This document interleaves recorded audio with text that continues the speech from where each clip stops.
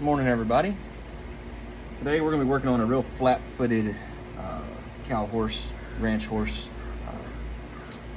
Doesn't have a lot to work with, so it's going to be all about conservation and conserving foot. So with that said, let's move right on into it.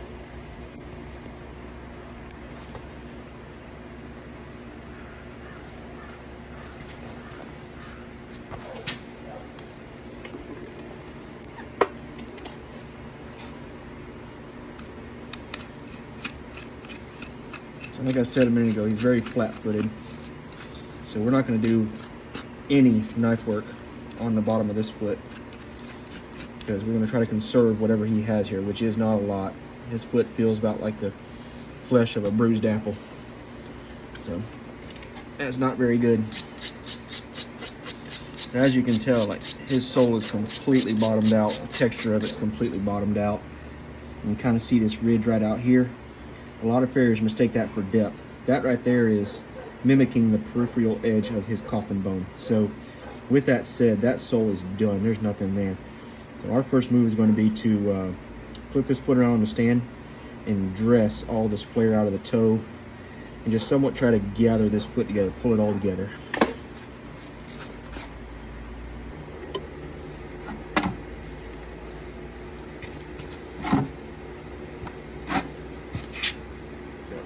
As you can tell, this foot isn't a very healthy foot. He's got a big cut right here in his coronary band. So he's just a hard road cow horse. So we're not gonna be too crazy about it, about getting these feet super short, because they're already short.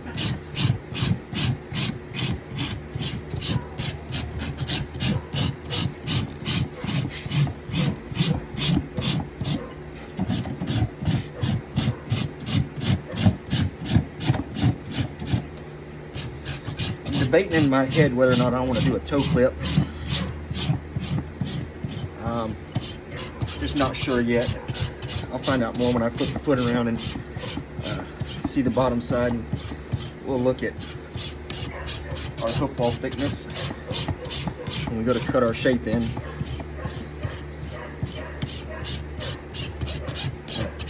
Like I said, it's all about conservation today, so we're not going to get really involved in taking away something that I can't put back. So that's all the top dressing we're going to do for now.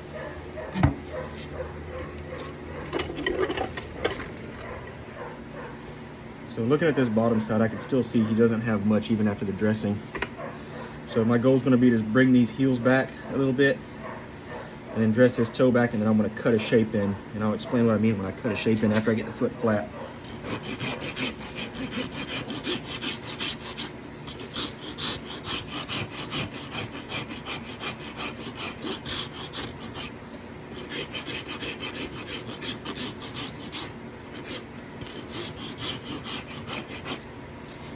So this is what I mean when I say I cut a shape in. I'm literally going to go and even up this hoof wall thickness all the way around his foot.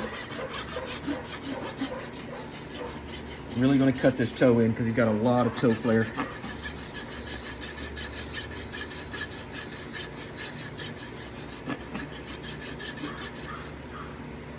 Kind of grab this little bit of heel right here. He's got a little bit of a flare. See this little crack right here? That's from this heel folding over, and it gets a little bit of a split right here. You also see it on this inside right here. So that's from a weak back half of the foot or digital cushion area. It gets weak and it folds. It doesn't hold itself up. And that happens because these bars here are weak. So overall, it's just not a very well conformed horse. And unfortunately for us farriers, we have to deal with that. We have to make that work.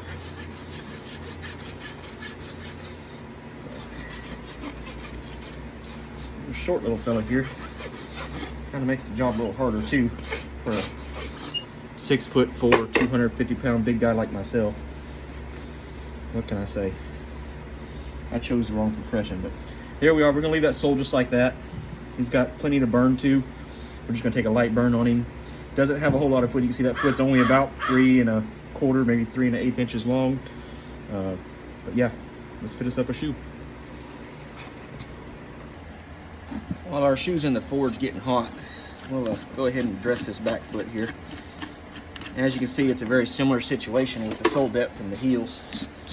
Very washed out, wet foot. You can see the heels are crushed down. There's a little ridge of sole right here, and it's just got this big blobby toe.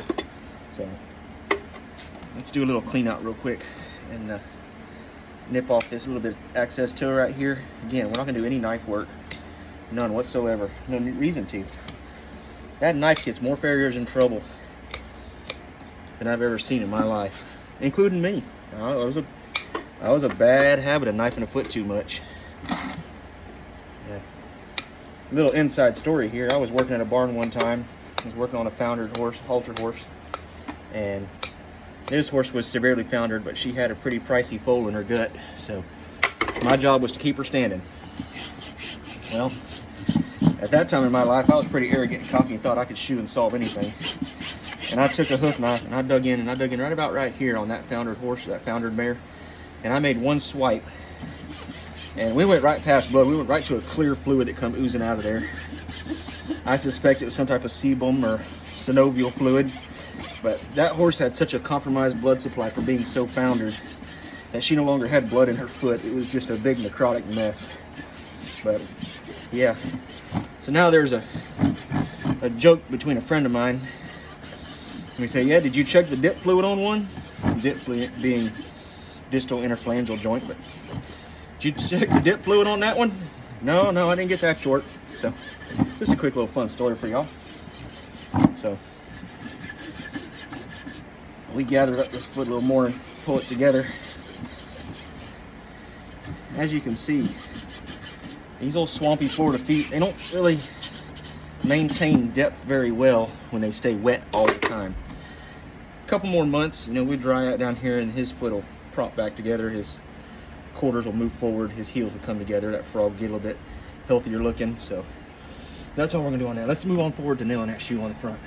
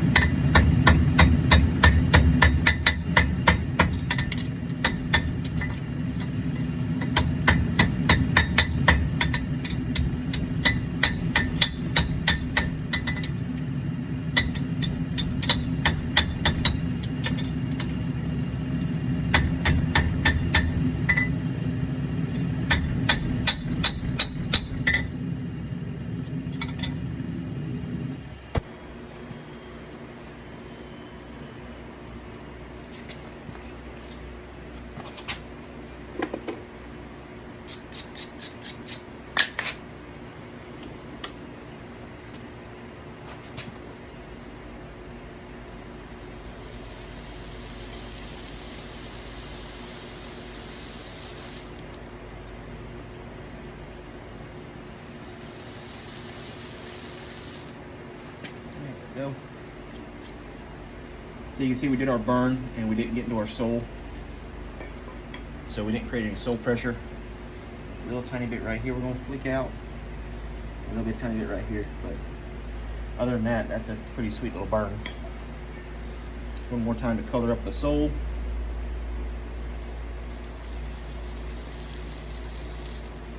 There we go. All right, let's grind and nail. Today's nail is a Liberty 5 Slim XL. Kind of tastes like cinnamon rolls and transmission fluid.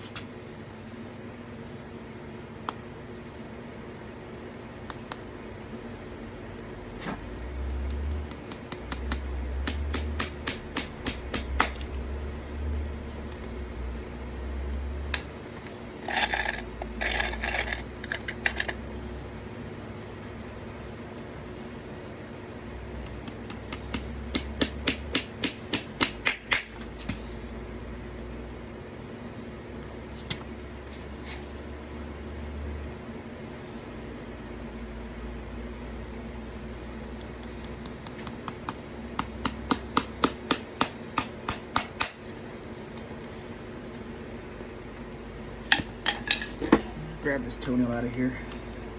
With a foot that gravitates so far forward, I think I'd be better off nailing in the rear half of the foot. Shout out to NYs for that little tip.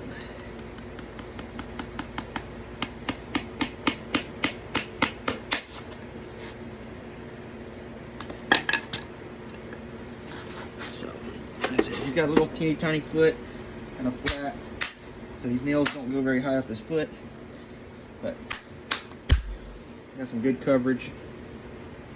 No sole pressure.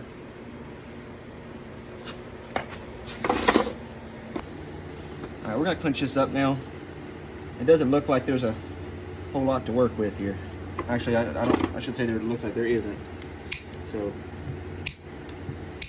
that's it. We're not gonna get real aggressive on anything. Kind of feel like, what's that painter's name? Bob Ross. The way I talk, just kind of like I'm relaxing myself. Like, just a happy little foot here, just a happy little clinch. We don't make mistakes, just happy accidents. No.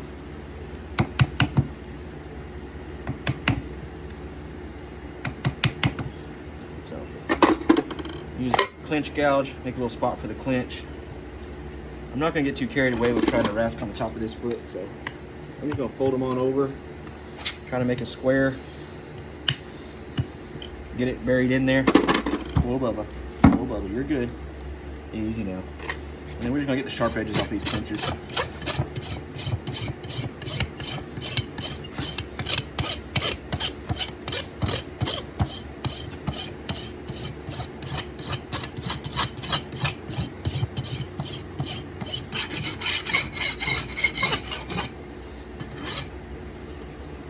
There's not a lot here to work with, so let's just polish her up a little bit.